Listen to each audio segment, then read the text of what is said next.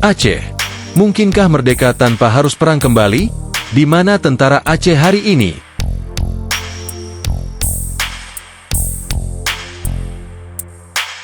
Aceh, tanah serambi Mekah, tempat di mana sejarah, darah, dan doa bercampur menjadi satu. Sebuah wilayah di ujung barat Indonesia yang tak pernah kehilangan identitas, meski berkali-kali dihantam gempa, tsunami, bahkan konflik bersenjata. Namun kini, 20 tahun sejak kesepakatan damai Helsinki 2005, sebuah pertanyaan muncul di hati banyak orang Aceh. Mungkinkah Aceh merdeka tanpa harus perang kembali? Untuk menjawabnya, kita harus memahami sejarah, realitas hari ini, dan tentu, masa depan yang sedang dipertaruhkan. Aceh bukan wilayah biasa. Ia memiliki sejarah panjang sebagai kerajaan merdeka, bahkan lebih dahulu memiliki diplomasi internasional sebelum Indonesia lahir. Kerajaan Aceh Darussalam dikenal oleh Turki Utsmani, Arab, dan bangsa Eropa. Dan ketika Belanda datang menjajah, Aceh adalah salah satu wilayah yang paling sulit ditaklukkan. Lalu, di era modern, muncul gerakan Aceh Merdeka atau GAM. Mereka bukan kelompok biasa. Mereka adalah rakyat, anak petani, ulama, dan para pemuda yang memegang senjata demi satu cita-cita, Aceh yang merdeka dan berdiri sendiri. Namun konflik panjang selama 3 dekade itu membawa luka. Ribuan nyawa melayang, ekonomi lumpuh, dan ketika tsunami datang pada tahun 2004, tanah Aceh bersimbah air mata.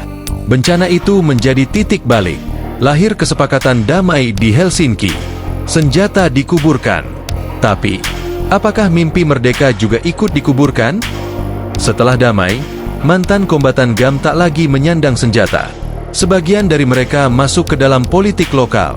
Lahir Partai Aceh. Lahir juga lembaga Wali Nanggro. Tapi tidak semua eks-kombatan puas.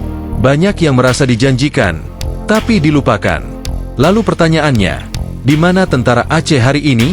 Mereka masih ada, tapi bukan lagi sebagai pasukan militer aktif.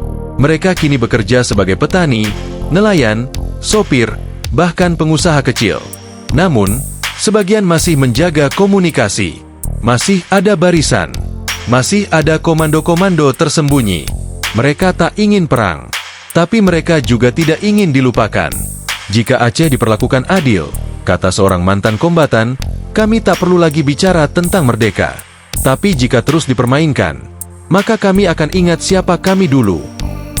Zaman telah berubah. Dunia tak lagi melihat kemerdekaan hanya dengan senjata. Diplomasi, kekuatan ekonomi, pengaruh budaya, dan keadilan hukum adalah senjata baru. Maka pertanyaannya, mungkinkah Aceh merdeka tanpa harus kembali angkat senjata? Jawabannya bisa jadi, ya. Tapi harus lewat jalan cerdas. Aceh harus membangun kekuatannya dari dalam. Meningkatkan pendidikan rakyat. Memaksimalkan kekayaan alam secara mandiri, membangun ekonomi lokal yang kuat, merajut diplomasi regional dan global, mengangkat kembali identitas Aceh sebagai bangsa yang berdaulat dalam budaya, hukum, dan politik. Perjuangan hari ini tidak dengan peluru, tapi dengan pena, mikrofon, dan teknologi. Dunia mendengar jika kita mampu berbicara dengan strategi. Untuk anak muda Aceh hari ini, kalian adalah harapan terakhir. Jika kalian hanya menjadi penonton, maka Aceh akan larut dalam sejarah Indonesia sebagai daerah biasa. Tapi jika kalian bergerak, belajar, dan menyusun kekuatan intelektual dan ekonomi, maka impian tentang Aceh merdeka tanpa perang bukanlah mustahil. Perjuangan itu belum selesai, tapi juga belum harus berdarah. Bendera merah bukan lagi simbol darah, tapi semangat.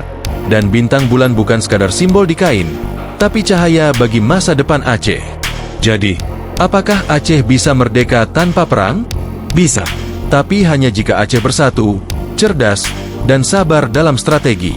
Dan soal tentara Aceh hari ini, mereka mungkin tak lagi membawa senjata, tapi mereka masih membawa ingatan, kesetiaan, dan cita-cita yang belum mati.